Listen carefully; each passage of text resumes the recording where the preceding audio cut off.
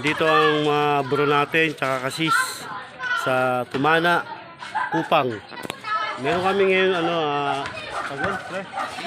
feeding, street feeding. Street mass feeding. Yan, dito yung mga kaburo natin. Hinihintay pa natin yung mga iba pa natin kasama. At yung mga pagkain para sa mga papakain sa mga bata. Yan guys.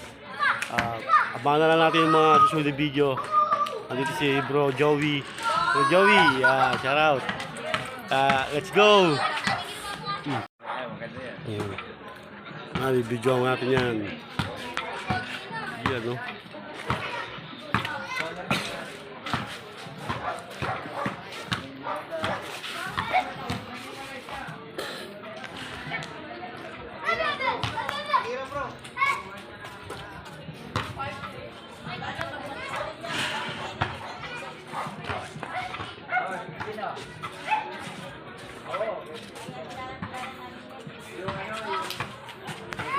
Kaway po sa camera dyan, ha?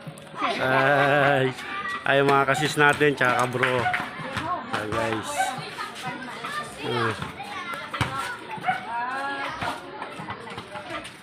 Ready na po, ready.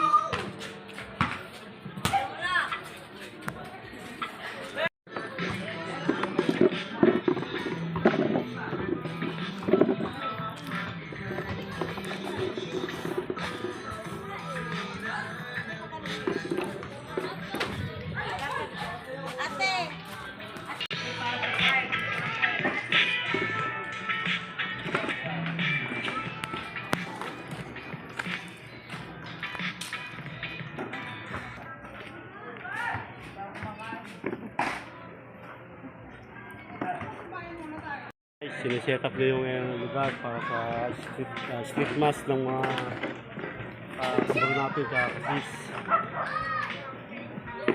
Ayan, nandito si Bro Joey. Nice. Pogi sa camera.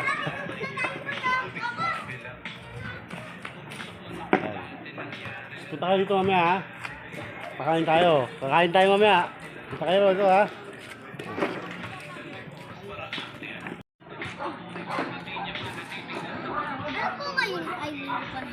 Linggo ngayon, ha? Makikinig lang kayo sa misa, tapos pakain na, ha? Sopas. Sopas. Tapos may itlog.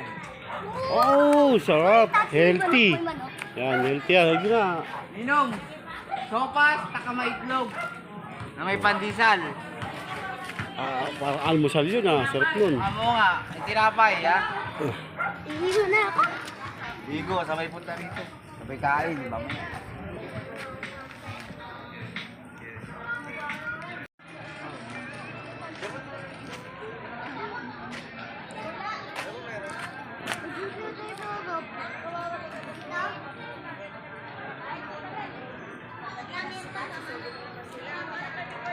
Mamaya pa pala eh.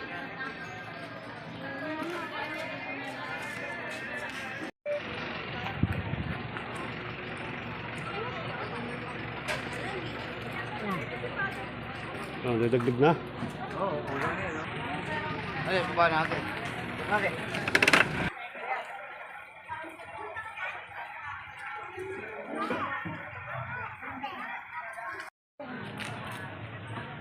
Ayan ang pagkakas mo.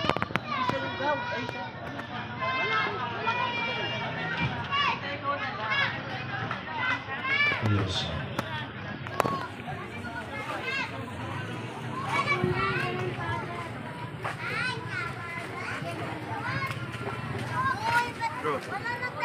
Kaya ko si brother eh. Ano gagawin? Kaya mo na.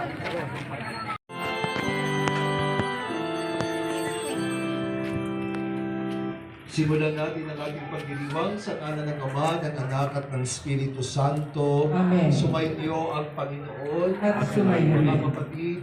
Sa ating pong ikadalawampung linggo sa karaniwang panahon, tayo tinatawagan ng Panginoon na patuloy na tanggapin ang salita ng Diyos para tayo'y baguhin tungo sa kaliwanagan. Tumahimik po tayo sandali ating pagnilayan ng ating mga pagkat. Birhen Maria, sa lahat ng mga anghel at mga banal, at sa inyo mga kapatid na ako'y panalangin sa Panginoong ating Diyos. Kaawaan tayo na makapangyarihan Diyos, patawarin tayo sa ating mga kasalanan, patubayan tayo sa buhay na walang hanggan. Amen.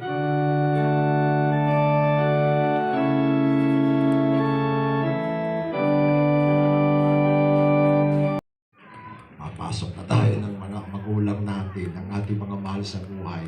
Huli na. Kaya ako, tuwing merong area mass, lahat tayo, sabihin natin sa mga kasambahay natin, mga kakilala natin, lumalapit ang simbahan, lumalapit ang Diyos. Tayo pa ba? Tayo pa ba? Dahil sa Word of God, binago sila. Kaya ngayon, meron tayong pagkain. Hindi po ito kakainin natin, yung nasa likod niya. Yung may sopas, imagine, may sopas na. Sarap naman. Ito ba'y kumpleto? May carrots. Diyos ko, Maria Joseph, may itlog pa. Diyos ko, Maria Joseph naman talaga. Talaga naman. Di ba tapos? May pandesal pa. Diyos Maria Joseph talaga naman. Sunog ba'y pandesal? Tapoy. Baka naman may pa-soft drinks pa yun. Pagpapawisan na talaga ako. Sana wala na, Kundi sobra-sobra naman yan talaga. Meron ba? Joke lang yun. Tingnan ninyo yan, iba Kasi po, pagka po tayo ay binago ng Diyos, ang tendency natin, dahil mabuti ang Diyos sa atin, gagawa ka rin ng mabuti sa iyong kapwa. Ay ginawa ka ng mabuti, gagawa ka ng maganda ninyo. Di ba tingnan ninyo yan? Ganun din ang Word of God. Every time you listen to the Word of God, pinapasaya ka. Pinapalakas ka. It strengthens us from within. Kasi ito'y mabuti, anong nangyayari sa'yo? Nagiging mabuti ka din. Halimbawa, dahil tayo sanay sa mga chismis, halimbawa, sabihin mo sa katabi mo, pangit-pangit mo. Sabihin mo sa katabi mo, ang kaugnay nito, hilingin natin ang tulong ng Panginoon at manalangin. Panginoon, gabayan mo kami. Panginoon, gabayan mo kami. Naway manatiling matatag ang simbahan sa pagpapahayag at pagtatanggol sa katotohanan ng mabuting balita sa harap man ng panganib na mawalan ng kaibigan at mga pribilehiyo. Lahat ng magulang, guro at mga mahayag sa ating kabataan ang tapat na pagpapahalaga sa kahariang ipinangangaral ni Kristo.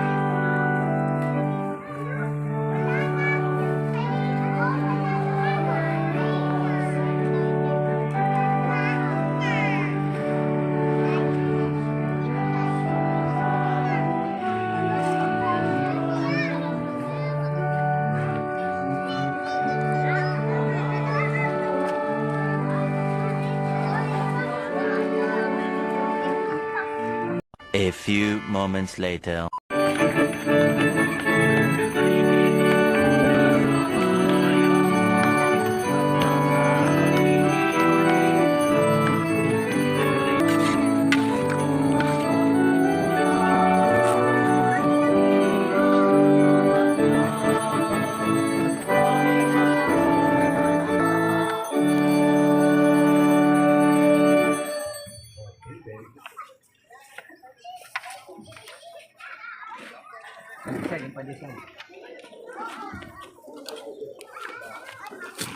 Mga bata isip.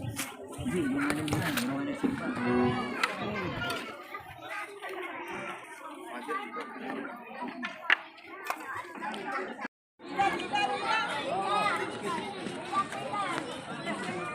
Pandesal, kuha kayo. Ha?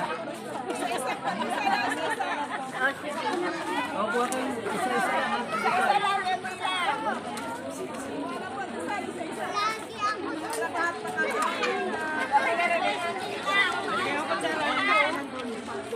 Sumama lang sa pila ako. Marami.